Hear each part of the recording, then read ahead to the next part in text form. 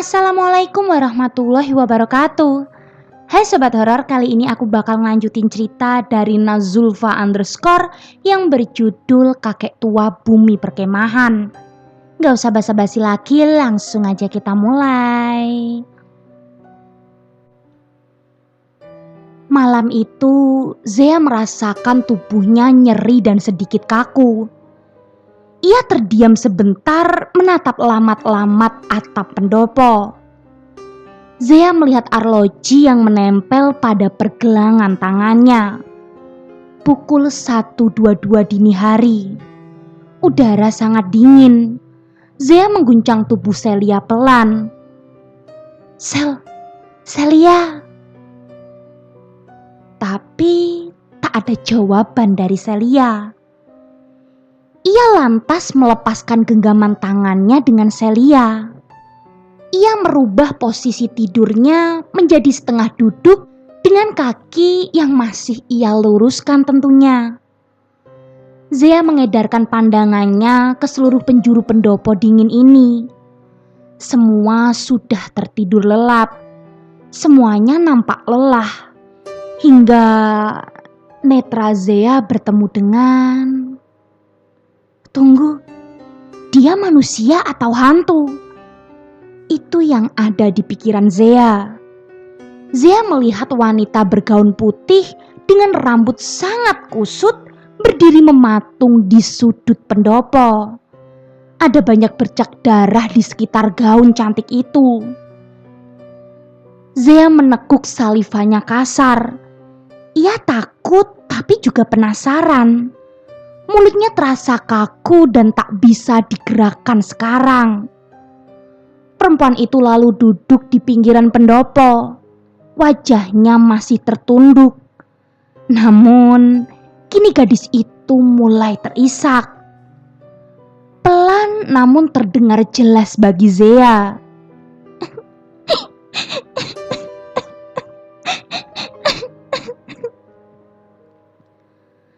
Kenapa dan siapa dia sebenarnya? Itulah yang ada di benak Zea sekarang. Hingga akhirnya ada satu suara yang membuyarkan pikiran Zea. "Hei Ze, lihat apa?" tanya perempuan itu yang tak lain adalah Nabila, kakak kelasnya. Zea mengalihkan netranya ke arah Nabila dengan kaget. Lalu ia melirik ke arah perempuan tadi, namun nihil. Bagi terhempas oleh angin, sosok itu pun ikut menghilang. Perempuan itu menghilang tanpa jejak. "Zea, kenapa sih?" Zea masih menggeleng pelan. Nabila berjalan mendekat ke arah Zea dengan perlahan. "Kamu kenapa bangun?" ujarnya saat sudah berada di dekat Zea. "Badan Zea sakit semua, Kak," lirih Zea. Nabila tersenyum tipis. "Gak apa, ayo kita tidur sama Kak Nabila aja ya." Zea terdiam. Ia menimbang penawaran Nabila. "Udah ayo, gak apa-apa." Nabila menggenggam tangan Zea. Zea pun mengangguk lemah. Perlahan Zea bangun dari duduknya dengan hati-hati. Takut mengganggu orang yang ada di sekitar tentunya. Dan kini Zea sudah berada di tengah pendopo. Tubuhnya diapit oleh Nabila dan temannya. Setelah merebahkan tubuh, Nabila langsung menutupi tubuhnya dan tubuh Zea dengan selimut seadanya. Lalu ia menekan ujung kaki Zea dengan kakinya. Nabila memeluk tubuh Zea erat. Nabila mulai merapalkan ayat-ayat dan sholawat di telinga Zea. Dan kini Zea mulai terkantuk. Zea merasa tubuhnya sedikit membaik, tidak seperti tadi. Ia sungguh berterima kasih kepada Kak Nabila. Perlahan Zea memejamkan matanya. Dan sepertinya kini Zea mulai terlelap. Samar-samar Zea mendengar percakapan Nabila dengan salah seorang temannya itu. Harus banget pindah sekarang ya. Kasihan Zea ini, udah pakai jaket masih kedinginan, ujar Nabila. Ya elah Nab, kamu itu ya. Kita kesini cuma mau ngisi pensi aja, bukan jadi panitia yang ngurusin orang kesurupan kayak Zea. Udah, cepet bawa selimutnya, dingin ini. Detik berikutnya, Zea merasa tubuhnya tak lagi dipeluk oleh Nabila. Kakinya juga merasa dingin, tidak ada lagi selimut di atas kakinya. Tapi Zea mencoba tak peduli dengan semua itu. Ia terus memejamkan mata untuk berusaha tertidur. Badannya sekarang juga mulai nyeri kembali. Dingin menyeruak menusuk tubuh Zea. Jam sudah menunjukkan pukul 4.30 pagi. Hanya ada beberapa siswa dan guru yang sudah terbangun sekarang. Perlahan Zea membuka mata, merubah posisi menjadi duduk bersila. Ia memperhatikan sekitar. Ia nampak berpikir sejenak. Bukankah semalam ia tidur sebaris dengan beberapa kakak kelasnya? Tapi kenapa sekarang ia jadi sendirian? Pikir Zea. Zea kira yang pergi hanya Nabila dan salah seorang temannya. Entahlah, Zea tak peduli. Setidaknya ia sudah tertidur malam ini walaupun hanya beberapa jam saja, bukan? Zea mengucek matanya yang terasa gatal hingga satu tangannya mendarat mulus di atas kepalanya. Zea lantas mendongak melihat sosok yang mengelus kepalanya. Ternyata dia adalah Pak Haris, guru fisika Zea. Udah bangun, Ze? Zea hanya mengangguk lemah. Kenapa, Ze? Laper? Tanya Pak Haris. Zea menggeleng. Kalau masih ngantuk tidur lagi aja, Ze. Gak apa-apa. Lagi-lagi Zea hanya bisa mengangguk. Entahlah, lidahnya terasa keluh saat itu. Pak Haris tersenyum tipis ke arah Zea. Ya sudah, Bapak mau keliling dulu ya, ujar Pak Haris yang kemudian berlalu meninggalkan Zea yang masih setia terdiam. Hingga pukul 5.40 pagi, kini semua siswa sudah terbangun dari tidurnya. Hanya ada beberapa orang yang menuruti perkataan Hans untuk menjalankan sholat 5 waktu. Termasuk Zea dan kawan-kawannya yang kini lebih memilih menuju mata air terdekat untuk menyegarkan diri. Miris sekali memang, tidak patut dicontoh ya teman-teman, Zea sama kawan-kawannya itu. Oke, lanjut. Setelah selesai bersih-bersih, kini Zea dan yang lain sudah berada di tengah lapangan buper. Agenda pagi ini adalah senam bersama. Awalnya semuanya berjalan lancar. Para siswa dan beberapa panitia terlihat semangat dan heboh. Hingga di akhir senam, Indah kembali dirasuki oleh satu sosok yang sama seperti semalam. Beberapa panitia cukup sigap mengevakuasi Indah. Tak sampai di situ, kini salah satu siswa menari-nari ala penari Jawa di tengah lapangan. Tubuhnya terlihat sangat lemah gemulai. Ditambah satu siswa lagi yang dirasuki oleh sosok anak kecil. Aku ingin main, aku ingin main. Hanya itulah yang diucapkan oleh sosok anak kecil. Zea memilin ujung bajunya. Ia mencoba mengalihkan pikiran dengan mengobrol bersama Farah.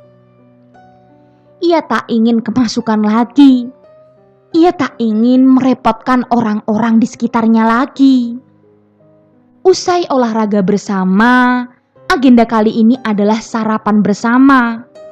Para siswa sudah duduk melingkar di lapangan buper, makan dengan tenang tanpa ada kendala apapun. Setelah sarapan, mereka belum diperbolehkan berganti pakaian. Panitia memerintahkan mereka untuk melakukan operasi semut. 15 menit kemudian, operasi semut berakhir. Para siswa kini sudah berganti seragam untuk menjalankan agenda terakhir pada acara kemah ini, yaitu bakti sosial ke daerah pemukiman sekitar Buper. Acara tersebut juga berjalan lancar tanpa kendala.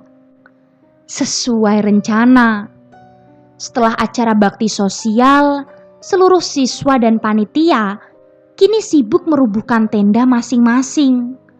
Mereka membereskan barang masing-masing dan membawanya menuju pendopo.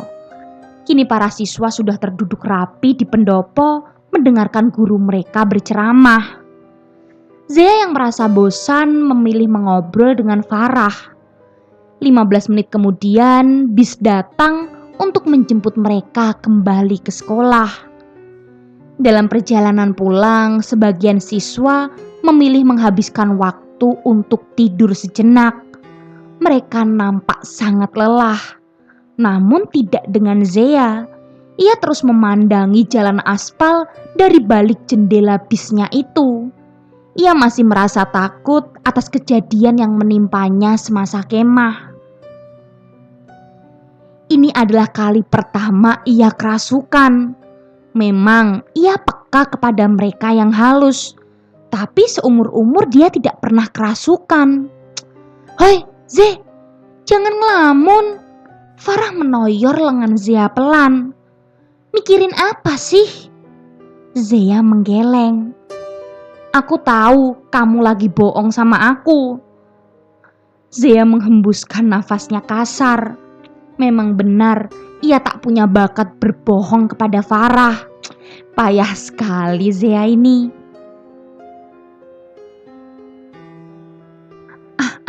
Aku takut, Far," cicit Zea. "Soal?" tanya Farah penasaran. Mereka.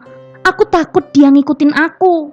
Perasaan aku udah gak enak aja gitu," ujar Zea sembari menunduk. Sedetik kemudian Farah merubah posisi duduknya menghadap ke Zea. Ia lalu menggenggam tangan Zea untuk meyakinkan dan memberinya kekuatan. "Ze, dengerin aku. Kamu gak boleh takut. Semua akan baik-baik saja. Kamu gak boleh kalah dari setan, karena derajat kita lebih tinggi dari mereka. Kalau kamu merasa takut, kamu yakinin ke dirimu sendiri. Tepis semua pikiran burukmu. Aku selalu ada kalau kamu mau ngutarain keluh kesahmu," jelas Farah panjang lebar. Zea tersenyum tulus ke arah Farah. Memang hanya Farah yang dapat mengerti dirinya. Ini masih Zea kan? Atau harimau jadi-jadian?" Tuk!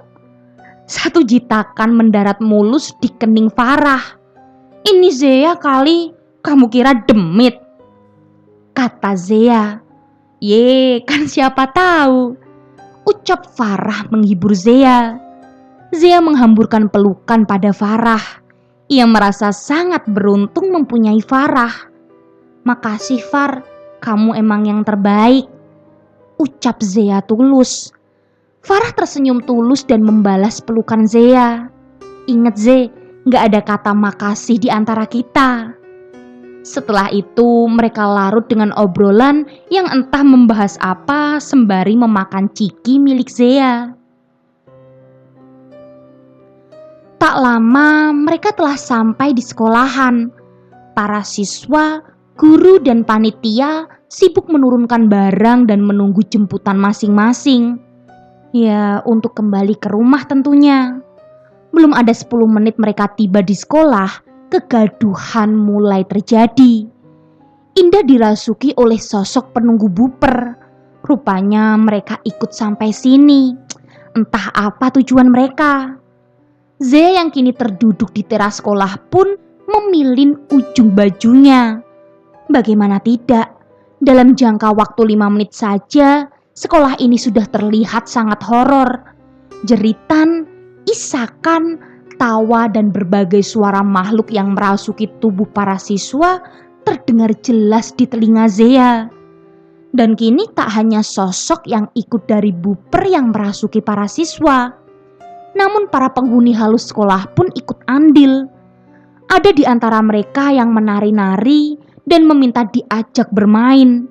Sungguh, sekolah ini sekarang sangat mirip rumah hantu, mencekam. Para guru dan beberapa siswa terlihat berlarian ke sana kemari untuk menolong siswa yang kerasukan. Situasi sekolah kini sudah tidak kondusif. Zea memilih pulang menggunakan taksi, mendahului teman-temannya. Ia juga sudah mendapat izin untuk pulang dari salah seorang guru. Ia tak mau dirasukin lagi oleh mereka. Badannya sekarang ini saja sudah terasa nyeri, apalagi kalau dia dirasukin lagi. Bisa jadi lontong badan Zea. Lagi pula Zea juga tak ingin merepotkan banyak orang. Setelah 10 menit menempuh perjalanan, Zea memberikan selembar uang 50 ribuan kepada sopir dan turun dari taksinya sembari menggeret kopernya. Setelah berjumpa dan sedikit berbincang dengan sang mamah di ruang tamu, Zea langsung berjalan menuju kamar kesayangannya. Ia langsung menghempaskan tubuhnya di atas ranjang dan memejamkan mata. Zea bahkan mengabaikan perintah sang mama agar mandi terlebih dahulu. Ia terlalu lelah untuk melakukan itu. Kini badannya masih terasa nyeri dan berat. Ia juga tak menceritakan kejadian yang menimpanya ketika di buper.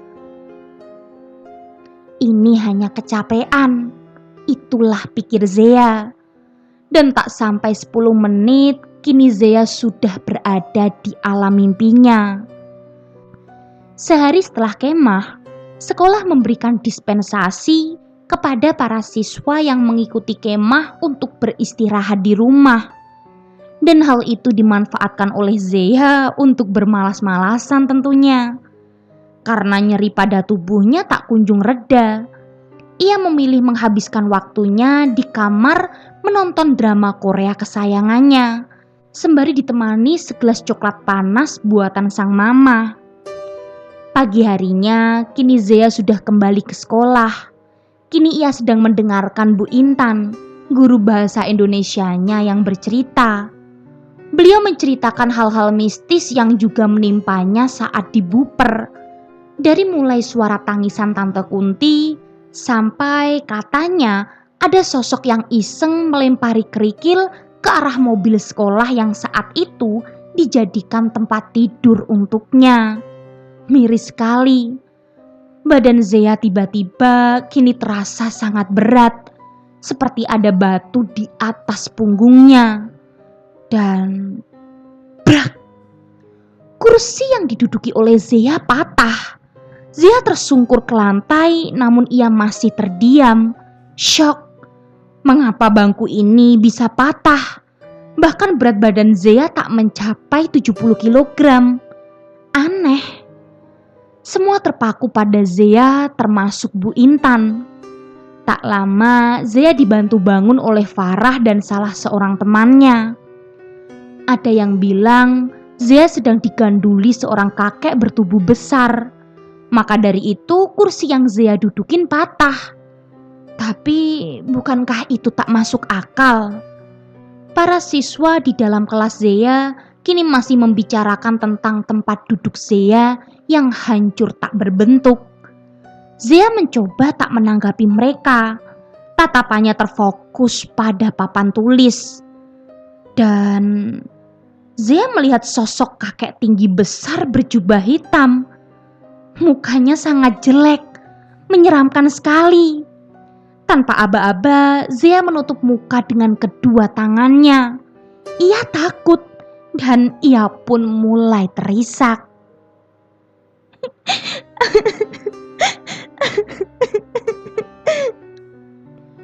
Farah yang berada di samping Zea merasa janggal, seperti ada yang aneh dengan gelagat sahabatnya ini. Dengan perasaan takut, Farah menepuk pelan pundak Zea. "Ze, kenapa nangis?"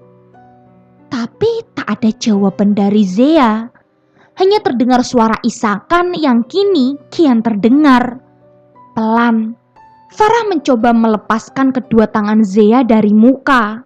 Namun nihil, seperti ada lem di tangan itu. "Hei, ini siapa?" Suara Farah meninggi. Sontak teman-teman kelas Zea berhamburan dan beberapa ada yang mendekat. "Hei, siapa ini?" ujar Tia sembari mencoba melepas tangan Zea. "Diam semuanya, dia milikku, jangan ganggu, pergi," ujar sosok yang merasuki tubuh Zea. "Panggilin Celia," perintah Farah. Kini banyak siswa yang mengerubung di luar kelas untuk menyaksikan Zea yang sedang berinteraksi dengan sosok itu. Miris sekali bukan? Bagaimana bisa orang kerasukan dijadikan tontonan? Sisi keren dan serunya di mana? Bukannya menolong, justru membuat suasana menjadi runyam.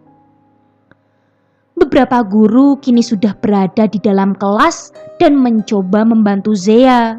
Dan Celia pun telah berada di antara mereka. Celia mendekat ke arah Zea dan sedikit menekan leher Zea dan dahi Zea. "Sudah berapa kali aku bilang, Zea bukan milikmu."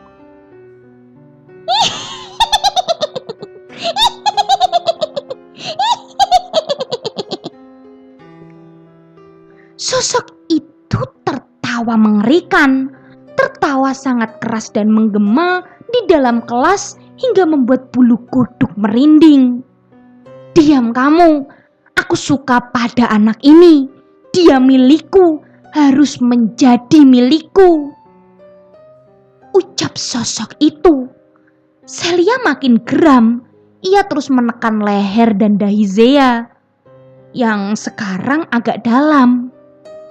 "Hei, dia manusia. Kalau suka gak seperti ini caranya. Keluar kamu!" teriak Celia. Gak akan. Diam kamu," ucap sosok itu. Celia menatap Zea sengit. "Kalau gak keluar aku cabut jantungmu," ucap Celia. Sosok itu pun menggerang. "Diam!" Detik berikutnya, Celia melepas tangannya yang berada di dahi Zea. Perlahan ia membuka satu kancing seragam Zea dan menekan area dada Zea. "Aku cabut jantungmu, dasar buruk rupa," ucap Celia. Dan suara teriakan bercampur isakan melengking kuat keluar dari mulut Zea. "Ah, diam!" teriak makhluk itu. Sedetik kemudian tubuh Zea ambruk dalam dekapan Celia. Badannya melemas dan matanya terpejam. Dengan sigap beberapa guru dan siswa menggotong Zea menuju UKS. Suasana sekolah semakin kacau. Banyak sosok yang mencoba berinteraksi. Kebanyakan dari mereka adalah para penghuni buper yang mengikuti.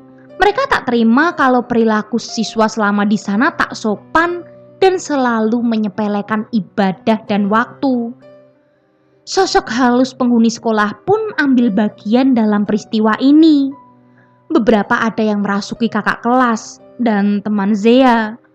Bisa dibilang hari itu telah terjadi kesurupan massal di sekolah Zea. Setelah sampai di UKS, Farah dan Celia dengan sigap mengoleskan minyak angin ke pelipis dan hidung Zea.